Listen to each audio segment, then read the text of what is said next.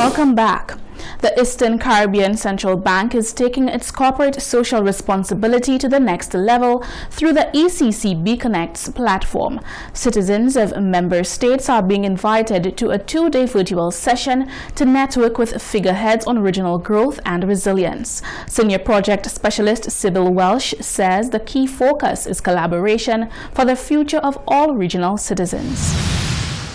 Under the theme Climate Resilience, Securing the Future of Small Island Developing States, or SIDs, the Eastern Caribbean Central Bank and its partners will host the 6th Annual Growth and Resilience Dialogue on the 6th and 7th of April via a free virtual event. Senior Project Specialist Sybil Welch spoke with the Hot 7 News team on the upcoming activity and the importance of this regional connection. Welch says this forum encourages conversation on creating new innovations to utilize natural resources, the abundance of renewable energy, and adapting to changes in climatic conditions. On the agenda is the fostering of a resilient tourism sector on day 1, and on day 2, 4 finalists of a data challenge, which commenced with 19 regional participants, will be announced. The finalists will have the opportunity to showcase their climate monitoring and prediction artificial intelligence solutions. These discussions will set the tone for more activities get towards an irrepressible future for SIDs. It's really a session that speaks to not just our challenges, but our solutions. We recognize that the global climate change, or as many of our senior officials put it, as a climate crisis, because that's what it is really. And in the times of crisis, we have to put our heads together. We have to come up with various solutions, not just to look at what the challenges are, but we are an empowered people. We have survived this long without many resources that other economies have, and we have been able to forge ahead. With increased weather extremities causing floods and changes in temperature, Welsh says the human biological framework, as well as the major contributor to regional GDP, is being impacted. In light of this, she says there is need for all SIDs to pool resources together. Technology is really that key tool that will allow us to really not just pivot, but leapfrog into a new economic platform where we can continue to ensure resilience. And so on day 1, we're bringing technocrats, thought leaders, industry experts, CEOs to engage the public on the way forward for the issues of renewable energy, the issues of health and nutrition, and the issues of climate resilience as it relates to our tourism sector. Welsh says this initiative serves as an interest catalyst for regional people and businesses to develop solutions using AI. The key organizer is ECCB Connects, which she says is vested in building key skills and competencies in the region's people. The one thing that we are able to do is really to leverage the potential of our people to take on new skills, learn new things and new abilities. And when we do that, we forge ahead and we are in step with the rest of the world. And that's what this is about. It's really about how do we as a region, as a people, continue to reach for the stars, to leverage our intellectual capital in a way that takes advantage of new learning, new opportunities, new technology. And that's what it's all about. So ECCB Connects is really the ECCB's communication platform. One of the main communication platforms. It's the brainchild of our governor. And what it does is anything that we do at the bank, ECCB Connects captures it and engages the rest of the world. By her account, the central bank is not only engaging its technocrats and financial institutions, but seeks to serve the wider community and people. Therefore, she encourages all to log on to the 2-day activity to become part of decision-making, improved policy formulation, and advanced initiatives on a resilient tomorrow. Reporting for the Hot 7 TV News, I am Jasmine Duncan. To commemorate its 40th anniversary, Sandals Resorts International, in collaboration with its philanthropic arm, the Sandals Foundation, will undertake 40 initiatives across 8 identified countries, including St. Lucia. The communications manager of Sandals Beach Resort spoke to the activities which will take place in St. Lucia and why the island was selected to be a part of the celebrations. As part of Sandals International's 40th anniversary, St. Lucia is to benefit from 2 initiatives as the organization seeks to transform communities through tourism. The communications manager of Sandals Grand St. Lucia, Judy de Tourville, explains the initiatives that the island will benefit from. One is under the Natural Resource Conservation and Tours subcategory. That will be our coral restoration, which essentially will be to establish a community-based organization that will provide jobs for tour guides to showcase the beauty of the marine space, not just in the south, but across St. Lucia. So that's one big project coming, and the other will be through artisan support, and that will be to highlight the straw artisan program, which is also coming on stream shortly, which will include the development of the island's straw product industry. You know that, for example, Choiseul is very well known for its straw products, from the mats to the baskets, the hats, and so on. So this is an investment in that industry to ensure that people, primarily ladies, will get extra skills to carry on and produce more within the straw industry in St. Lucia. According to de Tourville, these 2 initiatives can be looked at as investments into the future of St. Lucia. The 40 projects throughout the 8 countries in the Caribbean where Sandals International operates, according to de Tourville, will continue the legacy of bringing transformational change to reflect the organization's mission, which is to harness the power of tourism to change lives. She explains that the Coral Restoration Project will see to it that the marine resource continues to thrive. The Natural Resource Conservation and Tours project is critical for the industry. I mean, if there's no coral, then there's less sort of enjoyment in nature, in water, in the marine environment for St. Lucia. And again, it's for the world, not just St. Lucia. So an appreciation of coral restoration, of then taking a tour to see nature, in nature, is really what this is about.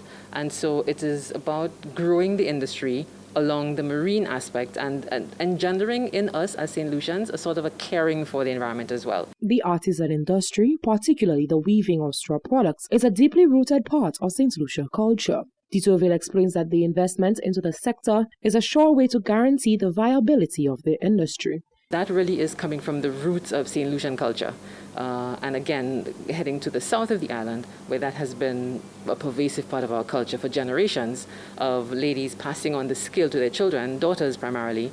And so this now is a way of almost creating a sustainability to the industry, that with the infusion of assistance through the Sandals Foundation, that there is continuity for the culture in a St. Lucian context. The projects which will be implemented in the 8 countries range from farming and agriculture, hospitality training and certification, natural resource conservation and tours, artisan support, markets and small businesses, and music and entertainment.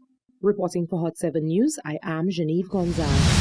COVID has truly exposed the talent of many of our young people, and the founder of Real 3D Printing is just one example, producing unique 3D products. Founder Kayode James says they are currently on the verge of becoming the #1 go-to company for any item from vehicle replacement parts to medical and dental apparatus.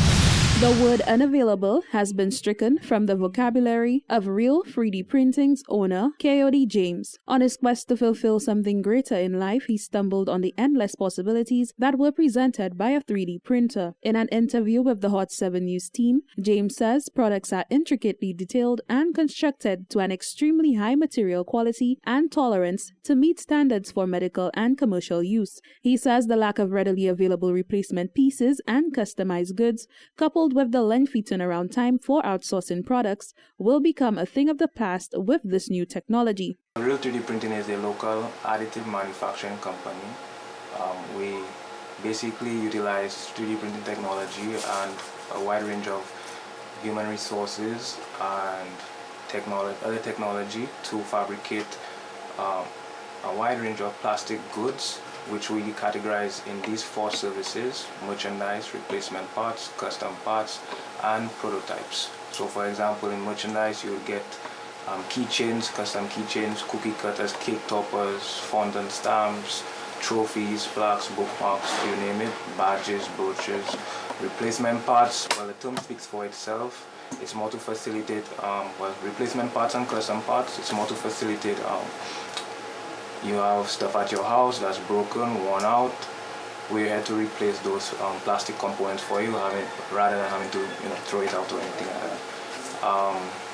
Also for vehicles, machine parts. The process, as described by James, is simple, going from client request to rendering of designs, then prototyping, which entails a rigorous process of specifications and functionality testing.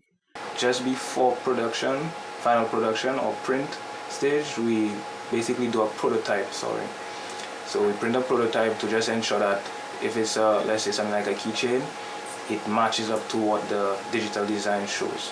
If it's a technical part which required measurements and some intricate detailing, we print a prototype to ensure that, okay, everything was captured as of the original part or the missing part. And then once a success, we then go to the final phase, which is final production, where we print the final part in its desired or suitable material to facilitate its required application. Meaning if it's something that will take up heat, we have material to accommodate that. If it will take up tension or high stress levels, we could do that. So to better relate, if it's for a blender, a plastic part for a blender, we could do that. If it's for a part to go in your vehicle, we could do that. If it's for your machine, we have material to accommodate that. James says the technology now affords locals the ability to develop any product without the need to outsource or wait on suppliers. He says global trends have proven that the technology is viable for many commercial uses. Basically what we do, we provide warranty, and in some cases we test out the parts before it goes to the client. And if we look beyond our scope, well, our region, our borders, you could see that 3D printing is actually becoming a leading, it's neck and neck with traditional manufacturing, where persons would traditionally either go to the hardware store or place a private order with some company that they don't know from wherever. And it's, how can I put it? It's just as good as traditional manufacturing, right? The only difference is that it provides us now to make it more readily available for clients or customers. One of his latest projects will afford disabled people the ability to customize and design their prosthetics, a vision he says is dear to his heart. We are on the verge of creating the final version towards to be the prototype. So basically what we're doing is with the prosthetic clinic, we're collaborating to create like housings for the steel rod for prosthetic legs. So it will be an identical, we want to make it as identical to the original leg, just the shape and everything like that. But it would just we just want to try and boost patients' morale and how they feel going out there and everything like that. Instead of just having like a naked frame for the prosthetic, it could be covered up with whatever color, material, or design, or whatever the case they may want it to be. James says the business started out as another form of revenue, as the 9-to-5 seemed a bit too simple. He then challenged himself to creating his own business, sharing ideas with co-workers and friends, till a gut feeling directed his path. This, he says, opened the door to an opportunity he had not foreseen. Reporting for the Hot 7 TV News, I am Jasmine Duncan. And the owner of Naturally Crowned, Ella David, also captured the attention of our news team this week for developing all natural and healthy hair and skincare products for the Caribbean man, woman, boy, and girl. A lover of all natural hair, Ella David, owner of Naturally Crowned 101, is creating a legacy of appreciation for natural hair textures. Using her own experience and with consistency, she has carefully crafted a wide range of hair products, including protection items like satin pillowcases and head wraps. She says the business is still young, but her hope is to share with all, including males, the wonders of properly taking care of one's hair. I love everything about natural hair, from its texture, the volume, the density. It's just beautiful. I am very interested in creating natural hair products and also skin products. It has to be natural or vegan. I love what I do. Growing up, I did not know how to embrace my natural hair. So I decided that once I finally went back natural, I needed to make products that worked well for my hair. And I also style natural hair. So I'm also a hairstylist on the side. So I style natural hair, I do braids, locks, anything that you want. But my big thing is natural hair. I'm all for the natural hair, no chemicals. For many, taking care of natural hair can sometimes be a daunting task, and so Ella David, founder of Naturally Crowned 101, says she overcame this hurdle by testing out a wide range of ingredients, which she now offers to others facing similar struggles. It was a really big hassle getting the right products for my hair, because if you know, most of the products that they have out there for natural hair are filled with chemicals, or they're not for my hair texture, which is 4B, 4C. So I wanted to create a more diverse brand of products. So that is why I started. I use only natural ingredients like shea butter. I make my rosemary oil, my moringa oil, my turmeric oil. All these can be found in the hair products. I have 2 hair butters, a revitalizing butter and a styling butter. And I also have a hair growth oil, which is my #1 seller because it has castor oil. It has 6 great oils in it. David is passing on the mantle to her younger daughter by teaching her how to take care of her hair at a tender age. This, she says, is a bonding moment that other parents can share with their children to instill the values of self-care. The first thing I want her to do is I want her to learn how to embrace her hair. So I don't want her to think that curly hair is nice hair. I want her to know that all different hair textures are good hair. There is nothing like good quality hair or nice hair. So I really wanted to embrace her hair and her hair texture. So by doing that, what I do is for our wash day, I make sure that it is a team effort. So a lot of children don't like washing their hair because of, the whole hassle. So what I do is I add her in it. So it's very interactive between the two of us. We do our shampoo, we do our deep conditioners. All this is, I would say it's done within 10 to 15 minutes. I don't make it long at all. So she really enjoys it. And I have seen a tremendous amount of growth in her hair. So she really loves that. Being a young mom and having a business has been a bit challenging, but I would say that she is very helpful. So when I'm making the product, she will be there. She would ask me to help or maybe put the labels on the bottles. So that has been really fun. Though the company places emphasis on natural hair, David says persons with relaxed hair can utilize the products to help stimulate and take care of their processed hair. With that, David provides a word of advice to young persons who wish to venture into the world of business. The advice that I would have for anyone who is interested in starting a business, maybe if they also have children or they're as young as I am, I would say go for it. If you have a love for something, a passion for something, you should go for it. Don't stop. My only problem, or what I would say what has hindered me throughout this process, is finances. So not having the capital has hindered me a bit, but I'm getting there and I'm growing. I've been in this for a year now, so I would say that, and it was just a spur of the moment thing. I just woke up January 2021 and I was like, Ella, we have to start this, and I started. So it has been amazing. Reporting for the Hot 7 TV News, I am Jasmine Duncan. Many have begun the countdown for the return of the most anticipated event on the social and entertainment calendar, St. Lucia Carnival 2022. Following the official launch on Tuesday evening, our news team took to the streets to find out what it is that you missed most about the carnival season. The atmosphere, the excitement, and our St. Lucians are already.